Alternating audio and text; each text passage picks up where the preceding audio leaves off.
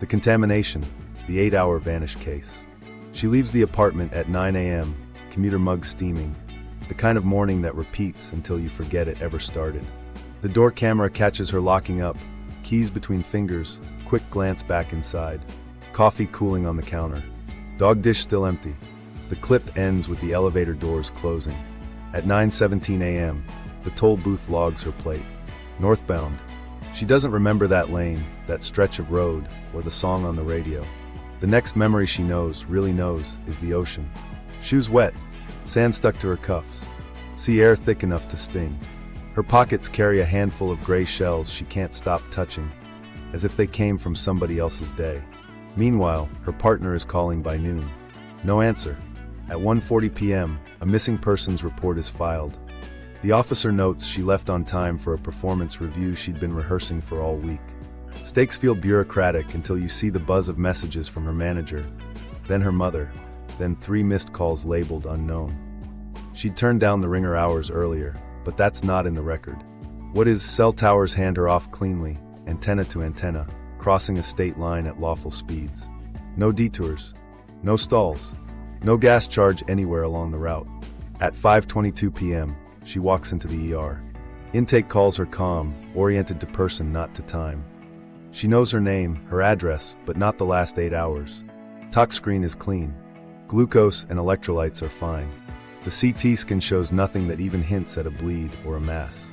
A nurse scribbles brief retrograde amnesia, with a question mark that says, "We don't see this, not like this." What nobody knew at the time. One lab value brushes the edge of normal. Catecholamines just enough to raise eyebrows if anyone was looking for them. They weren't. The chart gets coded for stress. Insurance prefers it that way. The neurologist on call logs a routine consult, normal exam, no red flags, no admission. She's sent home with a handout about sleep and hydration. Back at the apartment, the coffee is a brown ring in a white mug. The dog eats late. Her partner sits at the table and listens while she tries to tell a story she doesn't own. She holds up the sand like evidence. He nods because it's all they have. Here's where the tidy explanation starts to wobble. The phone's location data shows more than towers. It shows precise arcs along the interstate, exits taken and then resumed. A pause near an overlook she doesn't recognize. At the overlook, the phone connects to a public Wi-Fi network for 9 minutes. No messages are sent. No photos saved. The anomaly isn't the stop. It's the silence. Meanwhile, the toll timestamps survive 3 audits. No drift.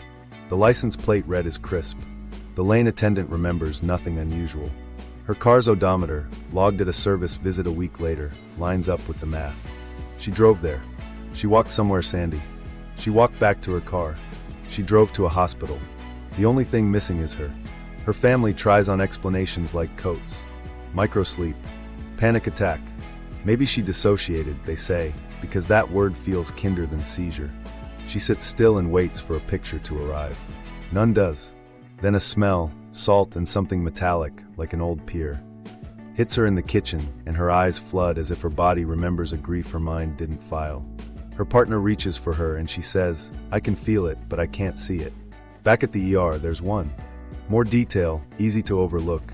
A nurse's note describing a sudden spike in blood pressure during recall attempts. Not panic, not agitation. Calm on the outside, storm on the inside. The attending doesn't connect it to anything. It's after hours. The hospital's badge of efficiency is getting people out. Unknown to them, across town, an insurer's utilization review flags the claim and nudges it toward a behavioral code that avoids an overnight neuro workup. That's policy, not conspiracy. But policy has consequences.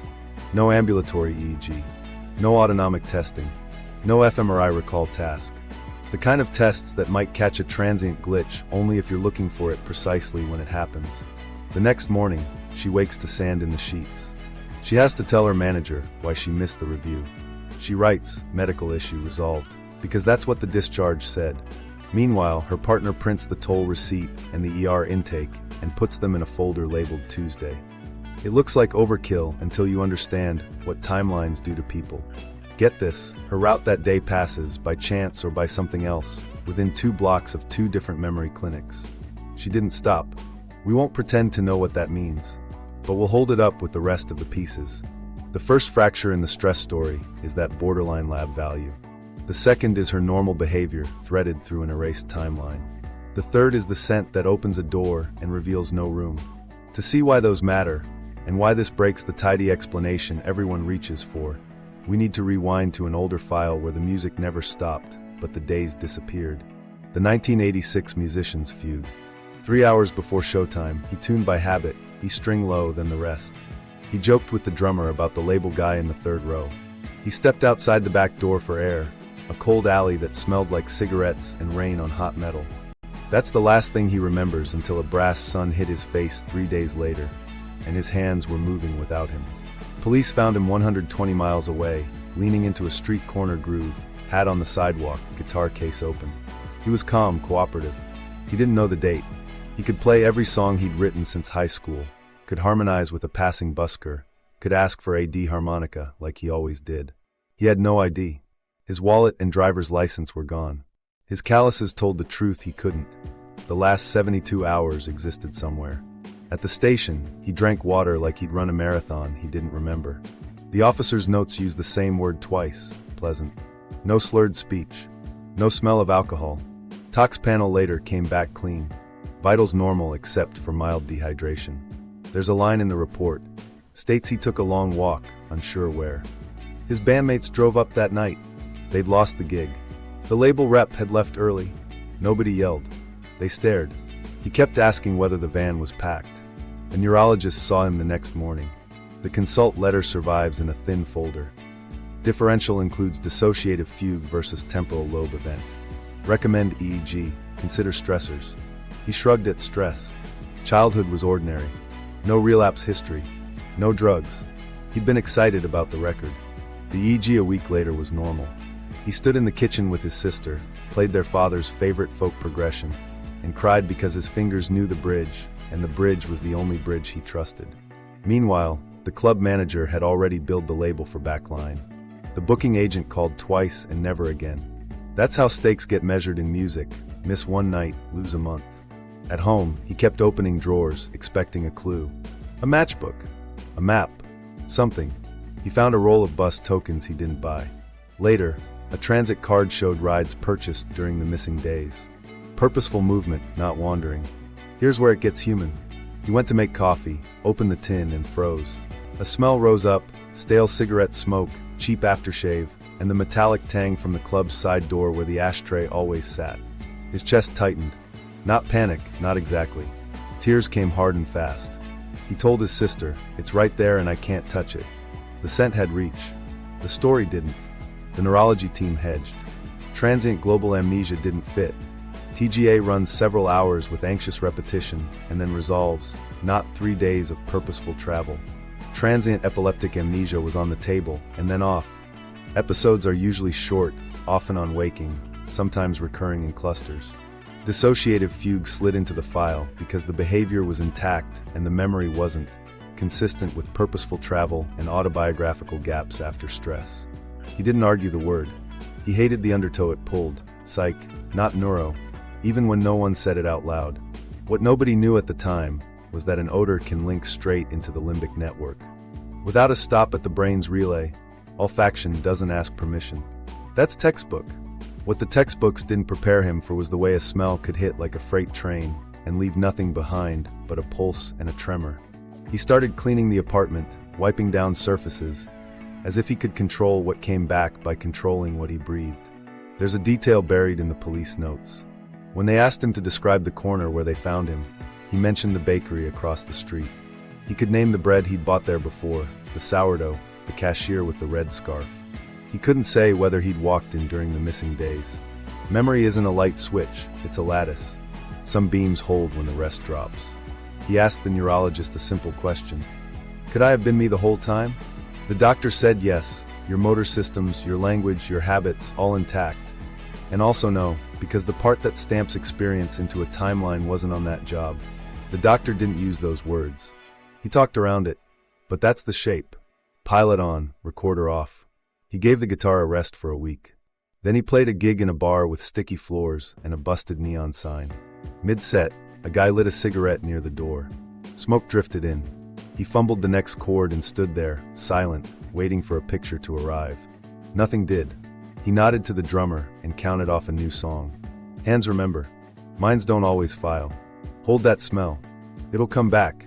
In 2011, a hospital would capture the moment the clock slipped while a corridor stayed still. The clinic corridor blackout. A nurse on a med-surg floor, 10 years in, badge clipped, pen behind her ear. It's late afternoon, shift steady, call lights manageable. She leaves room 412 at 3:06 p.m. and heads for 418 with a saline flush, meds verified, barcode scanner ready. That's routine. The badge reader logs her at 3 hours 6 minutes and 18 seconds exiting 412, and at 3 hours 54 minutes and 2 seconds entering 418. 47 minutes are gone. She swears the walk took less than a minute. Here's what makes it stick. The corridor camera is up, recording before and after. There's no system down banner, no frozen frame. But when they pull the clip, her passage isn't there. No blur, no edge of a sleeve. Meanwhile, her body cam, the nurse cam clipped to her chest, shows a seamless walk. Out of 412, past the linen cart, a left at the hydration station, into 418. The feed timestamps march forward without a hiccup. The hospital's badge server and the CCTV server both swear they're synced to the same time source. They aren't. Stakes jump fast in a hospital. Medication timing isn't a suggestion. Her patient in 418 has an antibiotic due on the half hour. The MAR shows it scanned at 3:55 p.m. That's within the safety window, but barely. Risk management's antennae go up. Liability sits behind every monitor, and the language shifts to confidentiality. She's told not to discuss it beyond her manager. She nods because that's the job. Alone at home, she stares at the badge log and feels like someone lifted a plank out of her day and left a gap she can't step over. In the ED, 2 hours later, her vitals are normal except for a blood pressure spike that won't settle when she tries to recount the walk. She's calm as she talks, no flush, no tremor, but the cuff numbers rise and hold, a spike in plateau that doesn't look like ordinary panic. Labs come back clean, tox negative, glucose, electrolytes unremarkable. An MRI the next morning catches a tiny anomaly near the hippocampus. Too small, they say, to explain anything. The radiologist calls it nonspecific. She calls it a splinter under a fingernail she can't see. Meanwhile, quality pulls the logs. The badge system shows precise entry-exit with no duplication. The CCTV system says continuous recording, no gaps. IT finds a small time server discrepancy window that could account for seconds, maybe a minute, not 47. They draft a memo that uses the words as designed and under review. Her manager tells her she did nothing wrong. Administration's email reminds everyone to keep roll-up doors to supply alcoves closed and to avoid blocking cameras with med carts. That's not an answer, it's a posture. Her smartwatch tells a quieter truth. Heart rate climbs sharply at 3:06, hits a steady plateau at an elevated rate, then drops back to baseline around 3:54. No wild swings, no arrhythmic spikes. Step cadence stays regular, no stutter, no sprint, no panic signature. From the outside, she walks like she always does. From the inside, something holds the throttle and the recorder at odds. There's one more thread. As she leaves 412, a housekeeping cart rolls by. The disinfectant they use that week has a sharper antiseptic scent, new supplier, stronger formulation. She catches it without thinking. Later, during a supervised recall attempt, they uncap the same bottle. Her pulse jumps. Her hands go cold. She feels pulled toward the memory's edge and finds only blank. Glass. The MRI anomaly sits like a whisper. Tiny signal changes in hippocampal tissue pop up in people who never lose time, and sometimes in people who do. An EEG is scheduled, comes back routine normal. The neurologist writes, transient amnestic episode, unclear etiology, recommends rest, hydration, stress reduction. Insurance codes it as an adjustment reaction. The badge audit closes with no policy deviation. Meanwhile, her patient's antibiotic level is fine by morning labs. On paper, the system worked. Here's the fracture line. Function is intact. Purposeful movement, accurate task completion, correct dosing. The only casualty is the timeline. And that smartwatch pattern, the spike and plateau, matches another file. 3 cases, 3 lives interrupted. The corridor didn't bend. The camera said she wasn't there. The badge swore she was. and her body drew a graph that looks like a switch being thrown. Scientific intermission I, how memory writes time. To understand why a person can keep moving while their day goes missing, we need to look at how the brain writes time. Not philosophically, mechanically. Think of a recorder with two jobs. One system runs the body's routines, the other stamps experience, so it can be played back later. Those jobs usually stay in sync until they don't. Working memory is the scratch pad you use to hold a phone number long enough to dial it, to keep a sentence in mind while you finish it. It lives in frontal and parietal circuits, fast, fragile, easily wiped. Episodic memory, the story of where you were with whom and what it felt like, needs the hippocampus and its neighbors to bind the sights, sounds, places, and time into a single episode. That binding isn't a metaphor. Neurons in the hippocampus fire in patterns that link object and context, then index them using the brain's internal timing rhythms. Here's the weird part that's also the rule. When you're encoding new experiences, the default mode network, the system for inward focus, autobiographical thinking, mind wandering, turns down, and task-positive networks rise. When you retrieve, DMN activity increases, and the hippocampus couples to it. Flip the task, flip the coupling. In labs, that pattern is reliable. In the wild, stress can tilt it. If a surge pushes your autonomic system into overdrive at the wrong moment, the hippocampus can enter a functional downstate, present but not stamping. Known phenomena orbit this. Dissociative amnesia lives on the psychiatric side. Autobiographical memories go offline after overwhelming stress, sometimes with purposeful behavior that looks ordinary from the outside. Transient global amnesia hits suddenly. People can't form new memories for hours, often after exertion or emotional shock, then recover without clear cause. Temporal lobe epilepsy can do a narrower trick. Transient epileptic amnesia, usually brief, often on waking, sometimes paired with strange smells. Different labels, overlapping symptoms, and none of them cleanly matches a calm person driving a mapped route with intact decisions and no recorded recall. Meanwhile, the brain's time-stamping isn't just about record and stop. The hippocampus slices experience into chunks using rhythmic cycles and pattern separation, keeping similar moments from blurring together. Dentate gyrus helps separate similar inputs. Under stress, the amygdala cranks the volume on threat signals, which can either sharpen encoding of the scary thing or, paradoxically, scramble it when arousal crosses a threshold. That threshold isn't the same for everyone. Sleep debt, prior head injury, and context push it around. Microstories make this concrete. A CEO is eating breakfast when the call comes, stock crash, phone's lighting up. He drops his cup. It shatters. He remembers the crack, the coffee on his bare feet, the exact light on the counter. He doesn't remember the next 10 minutes when he walked into his office and gave 3 instructions everyone else wrote down. The actions happened. The stamp didn't land. Another, the smell of wet asphalt hits as a summer storm starts. You're 12 again on a bike you haven't ridden in 20 years. That's the olfactory pathway, running a private line straight into limbic systems that tag emotion and memory, pulling scenes without asking. This is why breaks feel like abduction. Your identity depends on the continuity of episodic memory. When the thread snaps while you're still acting like you, the mind starts filling with explanations, aliens, possession, conspiracy, because a missing reel is intolerable. The truth is colder and closer. A circuit that usually binds experience went offline for minutes or hours while everything else kept its job. What complicates it further? Not all storms look like storms. The autonomic nervous system, sympathetic and parasympathetic, can surge and countersurge in ways your face and voice don't show. Heart rate can spike and hold while your tone stays even. Blood pressure can plateau, while you smile and nod. Inside, the network that balances arousal and attention may be holding the hippocampus out of its encoding groove. From the outside, you're competent. From the inside, time is unmarked. Now add the known suspects. Dissociative mechanisms explain purposeful travel with lost autobiographical detail, especially after stress. Epileptic mechanisms explain brief amnestic attacks and smell-linked auras, especially on waking. Global amnesia explains hours-long gaps with anxious repetition. None alone accounts for precise toll timestamps, steady gate signatures, corridor badge logs, and synchronized tasks alongside a blank narrative. That's why clinicians hedge. Labeling isn't explaining. There's a signal in the noise.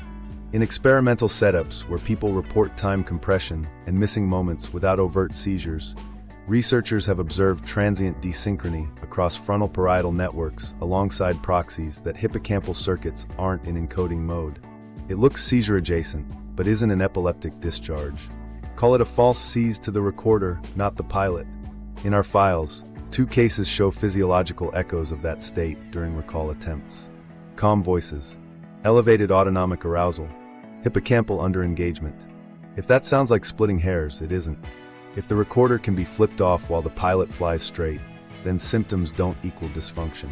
They equal a specific failure mode, intact working routines, absent episodic stamps. You don't need sci-fi to get there. You need a brain designed to protect you from overload by narrowing what gets saved. Here's the tease we promised. That EEG-adjacent signature appears in 2 charts, and the second chart pairs it with a heartbeat graph that shouldn't match calm behavior and does. That's not a diagnosis. It's a pattern, and patterns live in documents if you know where to look. Labeling won't get us there. Paper trails will.